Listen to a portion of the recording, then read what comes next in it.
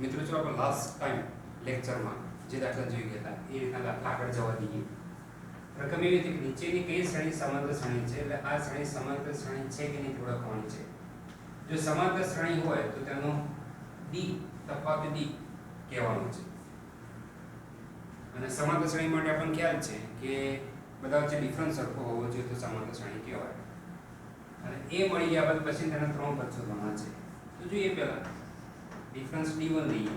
સૂત્ર કેવું થશે આપણે a2 a1. a2 બરાબર કેટલા છે 3, a1 બરાબર કેટલા છે 1. 3 1 કેટલા થશે 2. સેકન્ડ ડિફરન્સ d2 બરાબર શું થશે સૂત્ર a3 a2. a3 કેટલા છે 9 અને a2 કેટલા છે 3 6. કહી શકાય છે કે d1 2 છે ને d2 એ 6 છે. મતલબ d1 is not equal to d2, मतलब डिफरेंस સરખો નથી માટે સમાંતર શ્રેણી નથી. સ્વાભાવિક છે ડિફરન્સ સરખો હોય તો સમાંતર શ્રેણી કહેવાય, કે તેને સમાંતર શ્રેણી કહી શકાય નહીં. નેક્સ્ટ દાખલો a 2a 3a 4.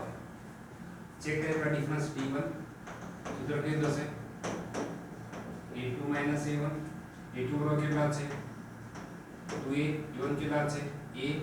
તો 2a a શું કેટલા થશે a થાય. નેક્સ્ટ d2 બરાબર સૂત્ર કેવું થશે a3 a2. a3 બરાબર કેટલા છે ત્રીજું પદ એટલે 3a. a2 એટલે બીજું પદ કે જે 2a છે. 3a 2a a થાય. d3 બરાબર કેવું થશે સૂત્ર a4 a3. તો a4 કેટલા છે 4a. a3 કેટલા છે 3a કેટલા થશે 3. તો જોઈ શકાય છે d1 d2 અને d3 બધા છે તફાવત સરખો છે, મતલબ તે વેલ્યુ b છે. માટે આપેલી શ્રેણી કે જે સમાંતર શ્રેણી છે અને અહીંયા પણ b બરાબર કેટલા મળે ડિફરન્સ કેટલો બધાનો સોરી a છે. ઓકે, તો પછી ત્રણ પદ શોધવાના, મતલબ ચોથું પદ છે પાંચમું પદ શોધવાનું. પાંચમું પદ એટલે a5 સૂત્ર શું થશે જે આગળનું પદ હોય તેમાં d ઉમેરી દેવાના. ચોથું પદ કેવું તો આપણી પાસે 4a. તો 4a a કેટલા થશે 5a. તો શોધીશું શું a6 શું થશે સૂત્ર a5 d. a5 કેટલા છે આપણી પાસે a5 કે જે 5a આયા છે 5a plus a is equal to 6a. a7 નું ફોર્મ્યુલા કઈ થશે તો a6 plus d. આગળની જે વેલ્યુ છે a6 તેમાં d મળ્યો એટલે આપણને a7 મળી જાય. તો a6 કેટલા આવ્યા છે 6a plus a is equal to 7. તો આપણે પછીના ત્રણ પદ મળી ગયા. તો આ સિમ્પલ દાખલા છે. દાખલો 11 નો ચેક કરીએ.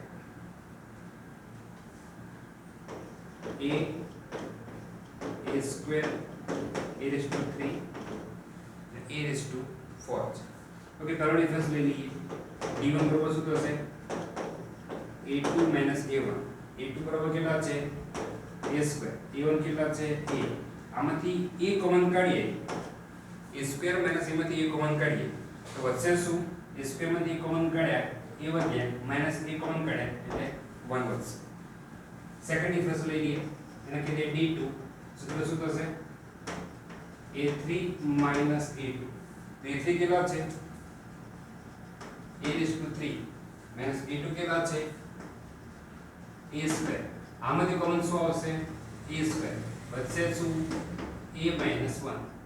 આ બંનેમાંથી a સ્ક્વેર કોમન કાઢ્યા તો a સ્ક્વેર કોમન કાઢ્યા a વધ્યા એથી a સ્ક્વેર બહાર ગયા માટે 1 વધ્યો. તો જો ડિફરન્સ 1 એ કયો આપણી પાસે a into a minus 1. ને d2 કેટલા છે a square into a minus 1. એનો મતલબ એમ થયો કે d1 અને d2 બંને સરખા નથી માટે સમાંતર શ્રેણી નથી એવું કહેવાય. જો ડિફરન્સ સરખો હોય તો સમાંતર શ્રેણી કહેવાય, અને ડિફરન્સ સરખો હોય તો જ તેના આગળના બીજા ત્રણ પદ જે શોધવાના કીધા છે એ શોધી શકાશે. નેક્સ્ટ દાખલા નંબર 12 √2 √8 રૂટ 18 રૂટ 32. ઓકે, હવે એ સાદું આપીએ પહેલા તો d1 બરોબર શું થશે a2 a1. a1 શું થશે રૂટ 8 માઈનસ a1. a2 કેટલા છે રૂટ 8, a1 કેટલા છે રૂટ 2. તો સમજો કે આ જે રૂટ 8 છે એની જગ્યાએ શું કહેવાય 4 દુ 8 કહેવાય. એમાં 4 નું વર્ગમૂળ નીકળશે તેથી કેટલું થાય 2. અને 2 નું વર્ગમૂળ નહીં નીકળે એટલે શું કહેવાશે રૂટ 2. તેની જગ્યાએ રૂટ 8 ની જગ્યાએ શું લખી શકાય 2 રૂટ 2. એટલે 8 ના બે ભાગ એવા પાડવા કે જેથી એક ભાગનું વર્ગમૂળ થાય ને બીજા ભાગનું વર્ગમૂળ ન થાય. તો મેં બે ભાગ પાડ્યા 4 દુ 8 કે જેમાં 4 નું વર્ગમૂળ 2 થાય અને રૂટ 2 નું કશું ના થાય માટે રૂટ 2 માઈનસ અહીંયા રૂટ 2 તો હતા. હવે આની બાદ બાકી 2 રૂટ 2 માઈનસ 1 રૂટ 2 એટલે 2 માઈનસ 1 કેટલા થશે 1 રૂટ 2. પરંતુ આપણે લખીશું શું રૂટ 2 એટલે 1 રૂટ 2 જ કહેવાય. નેક્સ્ટ a2 બરોબર શું થશે a3 માઈનસ a2. a3 બરોબર કેટલા છે રૂટ 18 અને a2 બરોબર કેટલા છે રૂટ 8. સેમ લોજિક 18 ના બે ભાગ પાડો કે જેથી એક ભાગનું વર્ગમૂળ નીકળે તો 9 દુ 18. 9 નું વર્ગમૂળ કેટલું થશે 3. 2 નું કશું થાય નહીં અને રૂટ 8 માટે આપણે જીત ગયા છે કે જે 2 રૂટ 2 છે.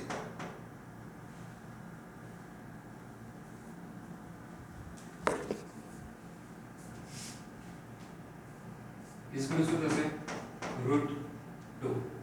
3 રૂટ 2 માઈનસ રૂટ 2 એટલે 3 માઈનસ 2 1 રૂટ 2. નેક્સ્ટ d3 બરોબર શું થશે a4 માઈનસ a3. a4 કેટલા છે 32 અને a3 કેટલા છે રૂટ 18.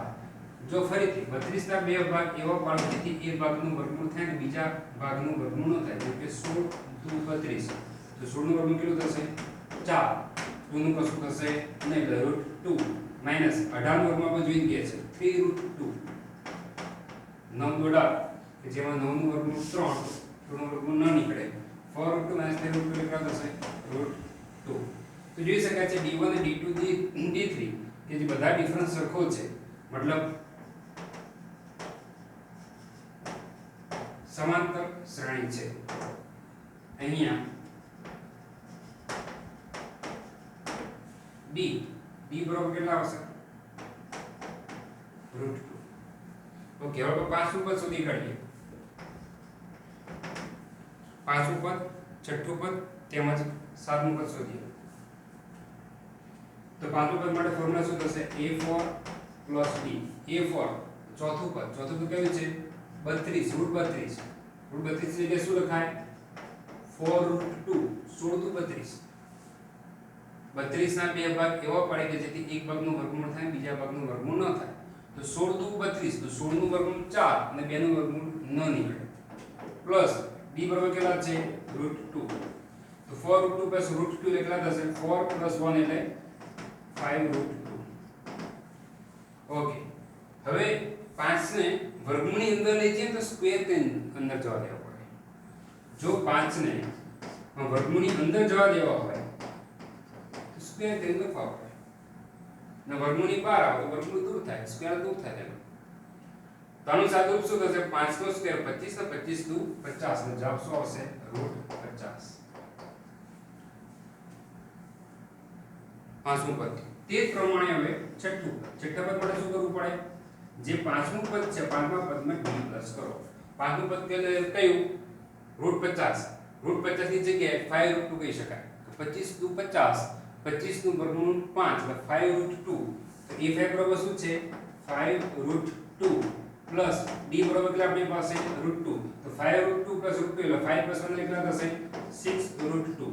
હમણાં મેં કીધું તે પ્રમાણે જો 6 ને અંદર જવા દેવા હોય તો સ્ક્વેર કરવા પડે. તો 6 અંદર વર્ગમૂળની અંદર જવાથી 6 નો સ્ક્વેર 36 થાય અને 36 દુ 72 થાય.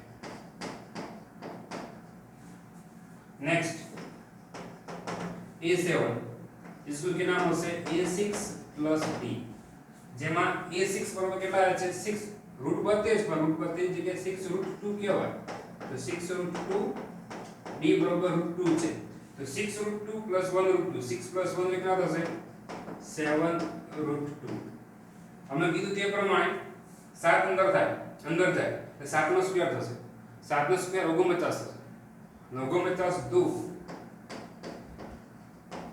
98 તો આ પ્રમાણે આપણને પાંચમું પદ છઠ્ઠું પદ અને સાતમું પદ જે અનુક્રમે √50 √72 અને √98 આપણને મળે છે તો મિત્રો આ પ્રમાણે હવે બાકીના દાખલા તમને જાતે ફાવશે કરી શકાશે નેક્સ્ટ ટાઈમ આપણે બીજા દાખલા જોઈશું થેન્ક યુ